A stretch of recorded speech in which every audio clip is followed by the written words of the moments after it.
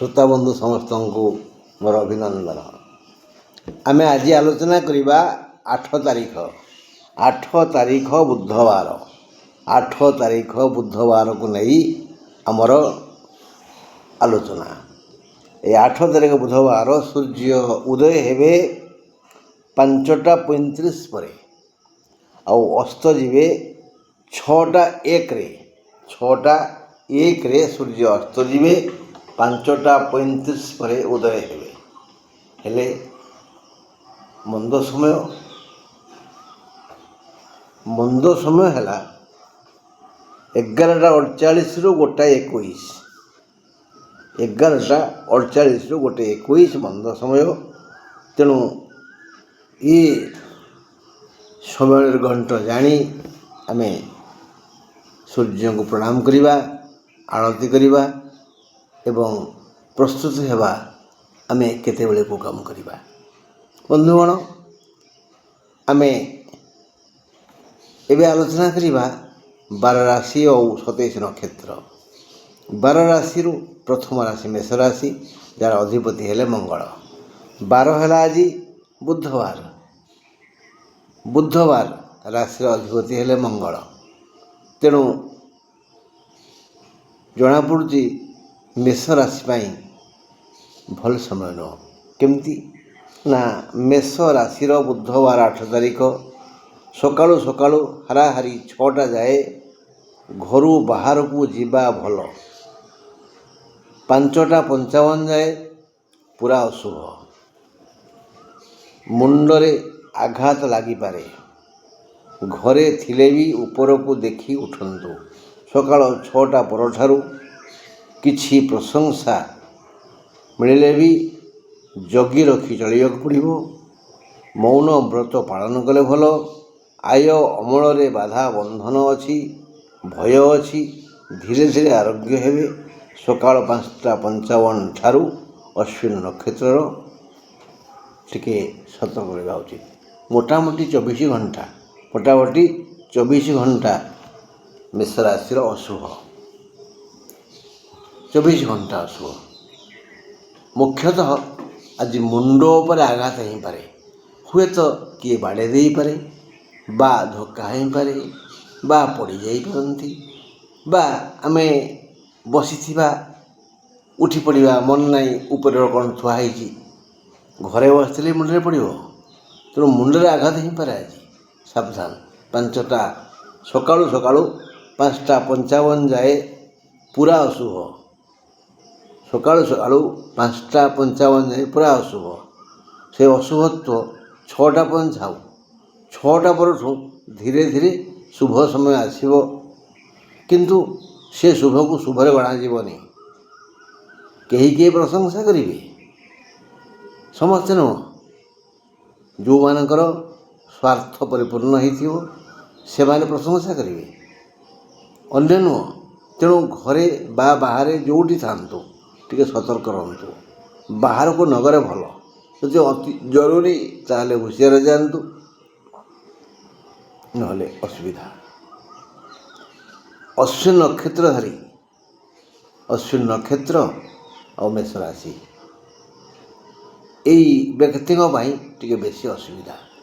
ହଁ, ଏବେ ଆମେ ଆଲୋଚନା କରିବା ବୃଷ କଥା।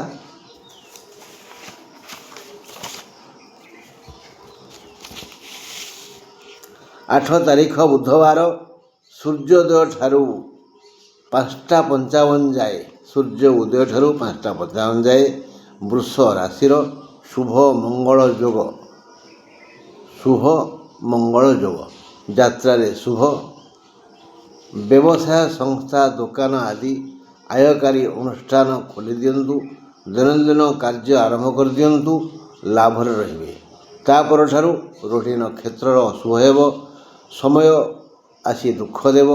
ବୃଷ ରାଶିଧାରୀ ଜନତାଙ୍କର ମନ୍ଦ ସମୟ ଆସିବ। ଦୂରଯାତ୍ରା ନ କଲେ ଭଲ। ଦେହ ଖରାପ ହେବ, କଳହ ବି ହେଇପାରେ। ସୂର୍ଯ୍ୟୋଦୟ ଠାରୁ 5ଟା 55 ପର୍ଯ୍ୟନ୍ତ ଭୋରୁ ସକାଳୁ ଟିକେ ତରବର ହୁଅନ୍ତୁ। ଏବଂ ଏହି ସମୟରେ ସୂର୍ଯ୍ୟ ଉଦୟ ଠାରୁ 5ଟା 55 ଭିତରେ ଏଇ ଯେ ସମୟଟା ଭଲ ସମୟ। ଏହି ସମୟରେ ଯେଉଁଟା ଆପଣଙ୍କୁ ଖାଦ୍ୟ ଦେଉଛି, ପରିବାର ଚଳାଉଛି, ଯେଉଁ ସଂସ୍ଥା, ଯେଉଁ ଅନୁଷ୍ଠାନ, ଯେଉଁ କାର୍ଯ୍ୟାଳୟ, ଯେଉଁ ଦୋକାନ ବଜାର, ଯେଉଁ ବୃତ୍ତି ବ୍ୟବସାୟ, ତାକୁ ଟିକେ ଖୋଲି ଦିଅନ୍ତୁ। ମାନେ ଆପଣ କାର୍ଯ୍ୟ ଆରମ୍ଭ କରିଦିଅନ୍ତୁ 5ଟା 55 ଭିତରେ, ହେଲେ କିଛି ଲାଭରେ ରହିବେ। 5ଟା 55 ପରଠୁ ଭଲ ସମୟ ନାହିଁ, ତା ପରଠୁ ଦୁଃଖ ଦୁଃଖ ଦୁଃଖ ଆସିବ। ତେଣୁ ସାବଧାନ। ବିଶେଷ କରି 5ଟା 55 ପରେ ରୋହିଣୀ ନକ୍ଷତ୍ରର ଅଧିକ ଅଶୁଭ ହେବ।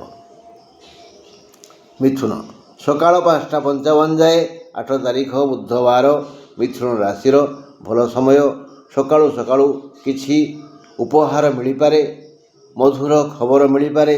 ବିଳମ୍ବ ନ କରି ନିଜ ଦୈନନ୍ଦିନ କାର୍ଯ୍ୟ ପ୍ରତି ଆଗ୍ରହ ପ୍ରକାଶ କରନ୍ତୁ ଏବଂ ଦେଖିବେ ଲାଭରେ ରହିବେ। 5ଟା 55 ଠାରୁ ଆର୍ଦ୍ରା ନକ୍ଷତ୍ରର ଅଶୁଭ ସମୟ ଆସିବ, କ୍ଷତିଗ୍ରସ୍ତ ହେବ। ଦୈନନ୍ଦିନ ବୃତ୍ତି ବ୍ୟବସାୟ ବିଶେଷ ବିକାଶ ହେବ, ଆୟ ଅମଳ ଭଲ ହେବ।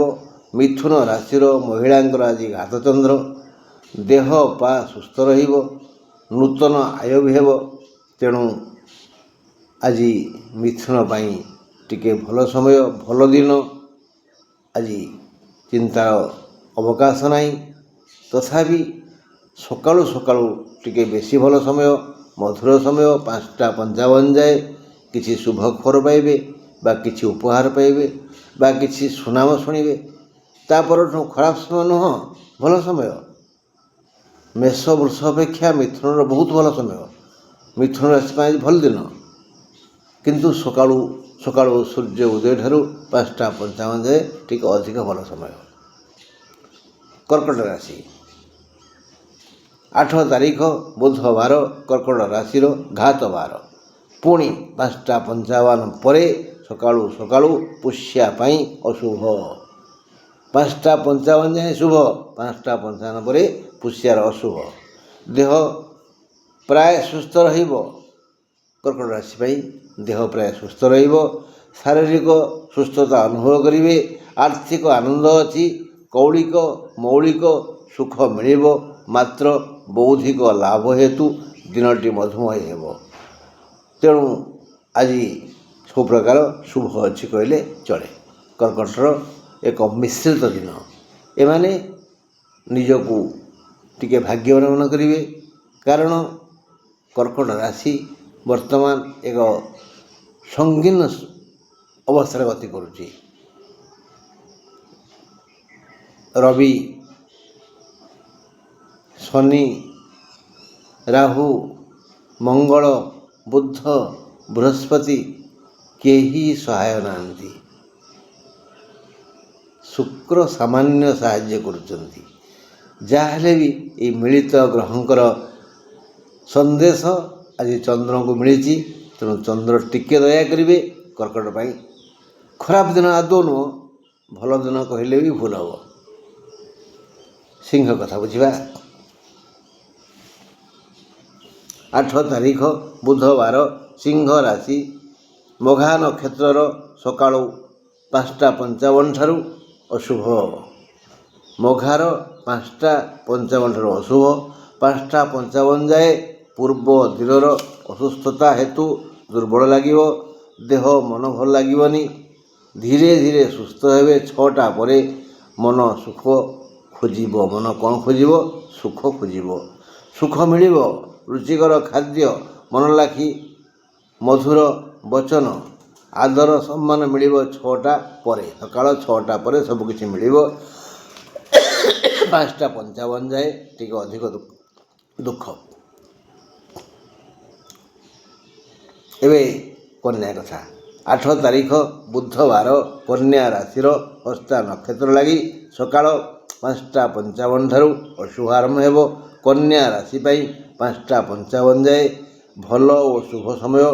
ଏଣୁ ନିଜର ଦୈନନ୍ଦିନ ବୃତ୍ତି ଆରମ୍ଭ କରିଦିଅନ୍ତୁ। ହାରାହାରି 6ଟା ଠାରୁ ପୁରା ଅଶୁଭ ସମୟ ଆସିବ। କାମରେ ମନ ଲାଗିବନି, ମନ ଅସ୍ଥିର ହେବ, ଘୋଳା ବିନ୍ଧା ଧରିବ, ମୁଣ୍ଡ ବ୍ୟଥା ହେବ, ଦେହ ବିଶ୍ରାମ ଖୋଜିବ। ତେଣୁ ଯେଣୁ ଭଲ ସମୟ ନୁହେଁ, ତେଣୁ ବାହାରକୁ ନ ଯିବା ଭଲ। ଆୟ ଅମଳରେ ବାଧା ହେବ। ବାଧା ବନ୍ଧନ ଯୋଗ ଅଛି। ଦୈନନ୍ଦିନ ବୃତ୍ତିରେ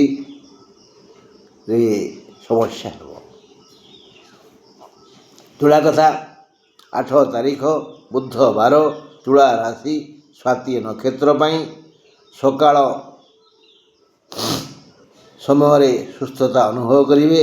ଆର୍ଥିକ ଆନନ୍ଦ ଅଛି। ମୌଳିକ ସୁଖ ମିଳିବ। ମାତ୍ର 5ଟା 55 ଠାରୁ ଅଶୁଭ ସମୟ ଆସିବ। 5ଟା 55 ଯାଏ ଯାହା ଦୁଃଖ। ସାବଧାନ।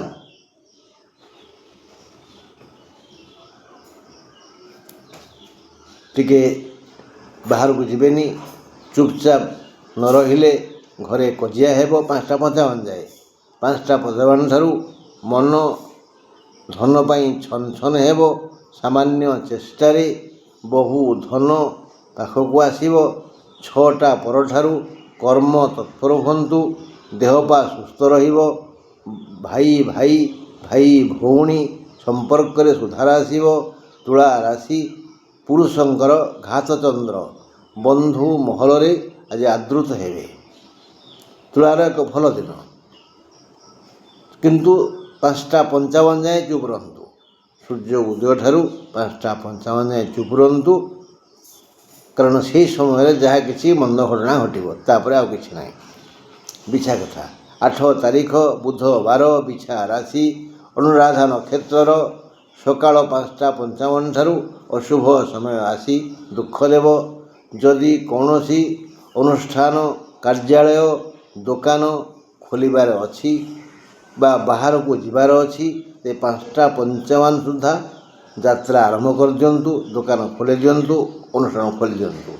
ତା ପରଠାରୁ ପ୍ରାୟ ମନ୍ଦ ସମୟ ଆସିବ। ମନ ଅଧୀର ହେବ, ବ୍ୟାକୁଳ ହେବ। ଧନାଗମରେ ବାଧା ନାହିଁ, ଧନ ଆସିବ। ମାତ୍ର ଦୈନନ୍ଦିନ ବୃତ୍ତିରେ ବାଧା ଆସିବ। ସାବଧାନ। ଧନୁ 8 ତାରିଖ ବୁଧବାର, ଧନୁ ରାଶି ମୂଳା ନକ୍ଷତ୍ରର ସକାଳ 5ଟା 55 ଠାରୁ ଅଶୁଭ ସମୟ ଆସିବ। ଧୈର୍ଯ୍ୟ ଧରି ବିଚାର କରି ସକାଳ 5ଟା 55 ଯାଏ ଚୁପଚାପ ରୁହନ୍ତୁ। ସେ ଯାଏ ଯାବତୀୟ ଅସୁବିଧା ହେବ। ମାତ୍ର ତା ପରଠାରୁ 5ଟା 55 ଠାରୁ ଭାଗ୍ୟଲକ୍ଷ୍ମୀ ପ୍ରସନ୍ନ ହେବେ। ସ୍ୱାସ୍ଥ୍ୟଗତ ସମସ୍ୟା ହଟିଯିବ। ଆୟ ଅମଳ ପାଇଁ ସୁଯୋଗ ଆସିବ ଓ ସୁବିଧା ସମୟ ହେତୁ ଭଲ ଦିନ। ଅସୁବିଧା କିଛି ନାହିଁ। ତା ପରଠୁ 5ଟା 55 ଯାଏ ଅଶୁଭ। ମକର ରାଶି 8 ତାରିଖ ବୁଧବାର, ମକର ରାଶି ଶ୍ରବଣ ନକ୍ଷତ୍ରର ଅଶୁଭ ସମୟ ଆସି ଦୁଃଖ ଦେବ। ବେଶ୍ ବୁଧବାର, ଯେଣୁ ସକାଳ 5ଟା 55 ଯାଏ ଶୁଭ। କାର ମକରର ସକାଳୁ 5ଟା 55 ଯାଏ ଶୁଭ। ତେଣୁ ଏହି ସମୟ ଭିତରେ କିଛି ଶୁଭ କାର୍ଯ୍ୟ ଆରମ୍ଭ କରିଦିଅନ୍ତୁ। 5ଟା 55 ଠାରୁ 6ଟା ଯାଏ ଟିକେ ସମୟଟା ସାମାନ୍ୟ ଟିକେ ଚଳିବ, ଭଲ, ବେଶୀ ମନ୍ଦ ନୁହଁ। କିନ୍ତୁ 6ଟା ପରଠାରୁ ମନ୍ଦ ସମୟ ଆସିବ। ସକାଳ 6ଟା ପରଠୁ ପୁରା ମନ୍ଦ ସମୟ ଆସିବ। ରୋଗ ହେବ, ଦେହ ବିଶ୍ରାମ ଖୋଜିବ, ଗୁଡ଼ିଏ ବଦଖର୍ଚ୍ଚ ହେବ। ଯଦି ଋଣ କରିଥିବେ, ଋଣଦାତା କଟୁକ୍ତି କହିବେ, ଭାରି ବାଧିବ, ଅଭାବ ବଢ଼ିଯିବ। ତେଣୁ 6ଟା ଭିତରେ କିଛି ଭଲ କାମ ଆରମ୍ଭ କରିଦିଅନ୍ତୁ। କାମ ଠିକ୍ ଠାକ୍ ଚାଲିବ। ସକାଳ 6ଟା ପରଠୁ ଆଉ ଭଲ ନାହିଁ। ଧୀରେ ଧୀରେ ବିଭିନ୍ନ ସମସ୍ୟା ଆସିବ। କୁମ୍ଭ ରାଶି 8 ତାରିଖ ବୁଧବାର, କୁମ୍ଭ ରାଶି ଶତଭିଷା ନକ୍ଷତ୍ରର ସକାଳ 5ଟା 55 ଠାରୁ ଅଶୁଭ ସମୟ ଆସିବ। କୁମ୍ଭ ରାଶି ପାଇଁ ବୁଧବାର ଦିନଟି ସବୁ ଦିଗରୁ ଭଲ। ଆୟ ଅମଳ ପାଇଁ ପ୍ରଶସ୍ତ ଦିନ। କେବଳ ଉଦ୍ୟମ ଲୋଡ଼ା। ଯିଏ ଧର୍ମଜ୍ଞ ଓ କର୍ମଠ, ସିଏ ଶତକଡ଼ା 80% ରୋଜଗାର କରିବେ। ଯିଏ କେବଳ କର୍ମଠ, ସିଏ 60% ଆୟ କରିବେ। ଯିଏ ବୁଦ୍ଧିମାନ, କର୍ମଠ ଓ ଧର୍ମଜ୍ଞ, ତାଙ୍କୁ ଶତକଡ଼ା 100 ରୋଜଗାରର ପନ୍ଥା ମିଳିଯିବ। ସେମାନେ ସୁଖୀ ହେବେ, ଦେହ ବା ଠିକ୍ ରହିବ। ମାନେ କୁମ୍ଭ ରାଶିର ଯିଏ ଧର୍ମଜ୍ଞ, କର୍ମଠ ଆଉ ବୁଦ୍ଧିମାନ, ସେଇମାନେ ହିଁ ଆଜି ଶତକଡ଼ା 100 ଲାଭ କରିବେ, ଆୟ କରିବେ। ଯେଉଁମାନେ ଖାଲି କର୍ମଠ ଖଟିବେ ସେମାନେ ଶତକଡ଼ା 60% ଲାଭ କରିବେ। ଯେଉଁମାନେ କର୍ମଠ ଆଉ ଧର୍ମଜ୍ଞ ସେ 80% ଲାଭ କରିବେ। ଏଠି ସାରା କଥା କ'ଣ ହେଲା? ବୁଦ୍ଧିମାନ ବୁଦ୍ଧିର ଯସ୍ୟ ବଳଂ ତସ୍ୟ। ବୁଦ୍ଧି ଯାହାର ବଳ ତାହାର। ନିର୍ବୁଦ୍ଧେସ୍ତୁ କୁତ ବଳଂ। ଯେ ନିର୍ବୁଦ୍ଧିଆ ଯିଏ ବୋକା ତାର ବଳ ଆସିଲା କେଉଁଠୁ? ତେଣୁ ବୁଦ୍ଧିମାନ ହୁଅ। ମୀନ ରାଶି 8 ତାରିଖ ବୁଧବାର। ମୀନ ରାଶି ଉତ୍ତର ଭାଦ୍ର ନକ୍ଷତ୍ରର ସକାଳ 5:55 ଠାରୁ ମନ୍ଦ ସମୟ ଆସିବ। ସକାଳ 5:55 ଯାଏ ଚୁପଚାପ ରହିଯାଆନ୍ତୁ। କାହାକୁ କିଛି ନ କହି ଚୁପ୍ ରହନ୍ତୁ। ସେ ଯାଏ ବଡ଼ ମନ୍ଦ ସମୟ ରହିବ। ହାରାହାରି 6ଟା ଠାରୁ ଶୁଭ ମଙ୍ଗଳପ୍ରଦ ସମୟ ଆସିବ। 6ଟା ପର୍ଯ୍ୟନ୍ତ ଚୁପ୍ ରହନ୍ତୁ। 6ଟା ପରଠୁ ଭଲ ସମୟ ଆସିବ। ଜୀବନ ପାଇଁ ଧନର ଆବଶ୍ୟକତା ଏହା ବୁଝିଥିବା ବ୍ୟକ୍ତି ଅବଶ୍ୟ ଚଳଚଞ୍ଚଳ ହେବେ। ସମୟର ସଦୁପଯୋଗ କରିବେ। ମନ ଲାଖି ଜନତା ଆଜି ସାହାଯ୍ୟ କରିବେ। କର୍ମମୟ ସମୟ ଆସିବ। କର୍ମରୁ ଏମାନେ ଧନ ସମ୍ମାନ ଓ ଆଦର ପାଇବେ। ମାନେ 6ଟା ପର୍ଯ୍ୟନ୍ତ ଚୁପଚାପ ରହିଯାଆନ୍ତୁ। ଯେ ଯାହା କହୁଛି ତାକୁ ଏ କାନରେ ପୁରେଇ ସେ କାନରେ ବାହାର କରିଦିଅନ୍ତୁ ଏବଂ ଅନ୍ୟ ମନସ୍କ ରହନ୍ତୁ 6ଟା ପର୍ଯ୍ୟନ୍ତ। 5:55 ଯାଏ ଭାରି ଅଶୁଭ ସମୟ। 5:55ରୁ 6ଟା 5 ମିନିଟ୍ ଚଳିବ। 6ଟା ପରଠୁ ଧୀରେ ଧୀରେ ଭଲ ସମୟ ଆସିବ। ତାପରେ କର୍ମତତ୍ପର ହେବେ, ଭଲ ହେବ। କିନ୍ତୁ 5:55 ଯାଏ ଚୁପଚାପ ରହନ୍ତୁ। ହଁ ବନ୍ଧୁ, ମୁଁ ସମସ୍ତଙ୍କୁ ସେ ଗୋଟିଏ କଥା କହିଲି ଆଜି 5:55 ଯାଏ ଏବଂ ସୂର୍ଯ୍ୟ ଉଦୟ ତ କହିଦେଲି। ସୂର୍ଯ୍ୟ ଉଦୟ ହେଲେ 5:35। 5:35ରୁ 5:55 ଏହି ସମୟଟା ଅତି ଶୁଭ ସମୟ। ଯେଉଁମାନଙ୍କୁ କହିଛି କେଉଁମାନଙ୍କୁ କହିଛି ଏହି ସମୟଟା ଅତି ଅଶୁଭ ସମୟ। ଏହି ଦୃଷ୍ଟିକୋଣରୁ ଏବେ ପ୍ରଶ୍ନ ଆସିବ, ଏତେ ଭୋର ବା ଖରାଦିନ ଭୋର କ'ଣ ହେଲା? ଲୋକ ରାତି 4ରୁ ଉଠି ଦୋକାନ ଖୋଲୁଛନ୍ତି। ତୁମକୁ ମଜା ଲାଗୁଛି? ବାପା ହୋଟେଲରେ ଖାଉଛ କି? ହଁ, ଆରେ ନିଜ ହୋଟେଲ ତିଆରି କର, ନିଜେ ରୋଜଗାର କର। ଖରାଦିନ ବେଳାବେଳି ତ ଶୋଉଥିବ। ତେଣୁ ସୂର୍ଯ୍ୟ ଉଦୟ ପୂର୍ବରୁ ଉଠି ନିତ୍ୟକର୍ମ ସାରି ଯେଉଁମାନଙ୍କୁ କୁହାଗଲା ଭଲ ସମୟ 5:55 ପର୍ଯ୍ୟନ୍ତ, ସେମାନେ ଶୀଘ୍ର ଶୀଘ୍ର ଦୋକାନ ଅନୁଷ୍ଠାନ ସ୍କୁଲ କଲେଜ ଯିଏ ଯେଉଁଠି କାମ କରି ପଇସା ରୋଜଗାର କରୁଛନ୍ତି ସେ କାମ କରିଦିଅନ୍ତୁ। ତାପରେ ମନ୍ଦ ସମୟ ଆସିବ ନା, ଆଉ କିଛି ଜୀବନର ଶାନ୍ତି ମିଳିବନି। ବାସ୍, ଆଜି ପାଇଁ ଏତିକି। ଈଶ୍ୱର ଚାହିଁଲେ ପୁଣି କାଲି ଆମେ ଦୀପ ଜଳାଇବା ଏବଂ ତା ଆଲୁଅରେ ଆଲୋକିତ ହେବା। ରହିଲି, ନମସ୍କାର।